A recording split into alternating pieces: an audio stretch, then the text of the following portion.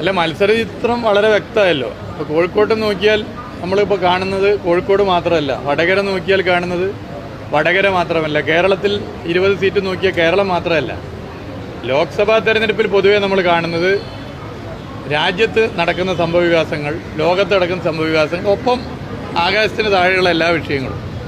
ഇപ്പം നമ്മളിവിടെ നിന്ന് നോക്കുമ്പോൾ എന്താ കാണുന്നത്? ഹിമാചൽ പ്രദേശിൽ വിശ്വാസവഞ്ചന നടത്തിയ കോൺഗ്രസ് പാർട്ടിയാണ്. അതിവിടെ തെരഞ്ഞെടുപ്പിൽ സ്വാധീനിക്കും. 2019 ലോക്സഭാ തെരഞ്ഞെടുപ്പിൽ വോട്ടർമാർ തെറ്റായ ഒരു പ്രചരണത്തിൽ പെട്ടുപോയി. ഞാൻ നേരത്തെ പറഞ്ഞാണ്. അതിൽ സ്വാധീനിക്കപ്പെട്ട ഒരു സംഭവം രാജസ്ഥാൻ, മധ്യപ്രദേശ് സംസ്ഥാന തെരഞ്ഞെടുപ്പുകളുടെ ഫലം കൂടിയായിരുന്നു. കോൺഗ്രസ് അവിടെ വന്നത് ഇവിടെ വലിയ ക്യാമ്പയിനായി മാറി. എന്നാൽ ഇപ്പോൾ ഈ 2024 തെരഞ്ഞെടുപ്പിലെത്തുമ്പോൾ ജനങ്ങൾ കാണുന്നത്, നമ്മളൊക്കെ കാണുന്നത്, ഹിമാചൽ പ്രദേശിൽ രാജ്യസഭാ സീറ്റിൽ കോൺഗ്രസിൻ്റെ MLA മാർ കൂറുമാറി BJPക്ക് വോട്ട് ചെയ്ത് BJP വിജയിപ്പിച്ചു. ഇതിന് വലിയൊരു നാണക്കേടുണ്ടോ? ഹിമാചൽ പ്രദേശിൽ 68 നിയമസഭാ സീറ്റിൽ 40 വിജയിച്ചത് കൈപ്പത്തി ചിഹ്നത്തിൽ മത്സരിച്ച് ജയിച്ചവരാണ്. അവർക്ക് കൈപ്പത്തി ചിഹ്നത്തിൽ ജനങ്ങൾ വോട്ട് ചെയ്ത് വിജയത്തിലെത്തിക്കാൻ കാരണമായത് BJPക്കെതിരെ ഫൈറ്റ് ചെയ്യും എന്നുള്ള ഒരു ധാരണയുടെ ഭാഗമായിട്ടാണ്.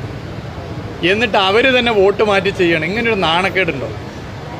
പരാജയപ്പെട്ട സ്ഥാനാർത്ഥി ദേശീയ നേതാവാണ് അഭിഷേക് സിംഗ്വി. അദ്ദേഹം പറഞ്ഞു, എൻ്റെ കൂടെ രാത്രി ഭക്ഷണം കഴിച്ച ആളുകളാണ് വോട്ട് മാറ്റി ചെയ്തത്, എൻ്റെ കൂടെ രാവിലെ ബ്രേക്ക്ഫാസ്റ്റ് കഴിച്ചവരാണ് മാറ്റി ചെയ്യുന്നത്.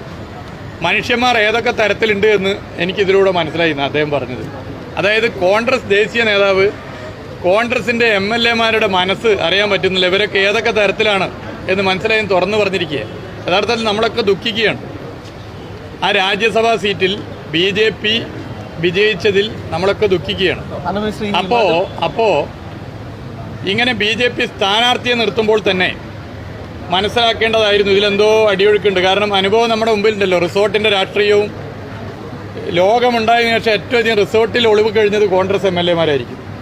അത് ഇന്ത്യ രാജ്യത്താണ്. ഇന്ത്യയിലെ കോൺഗ്രസ് MLA മാർ വിവിധ സംസ്ഥാനങ്ങൾ റിസോർട്ടിൽ ഒളിവ് കിടന്നു. BJP മത്സരിക്കുന്നു എന്ന് അറിഞ്ഞപ്പോൾ എന്തായിരുന്നു ഹൈക്കമാൻഡിൻ്റെ പണി? ശ്രദ്ധ കൊടുക്കണ്ടേ?